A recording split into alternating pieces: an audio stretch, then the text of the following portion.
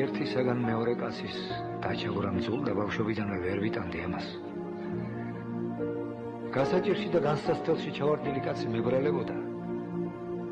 ხელის გაწოდებას და მიხმარებას მოვალეობად უთვლიდია ჩემ თავს. სიცოცხლის ფასად რომ ღირებოდა მაინც ვებრძოდი უსამართლობით და ძალმომრეობით ლელოს გამტან კაცებს. კაი ხანი ვიდექი ამაზე. მაგრამ ბოლო ყველაფერს აქვს.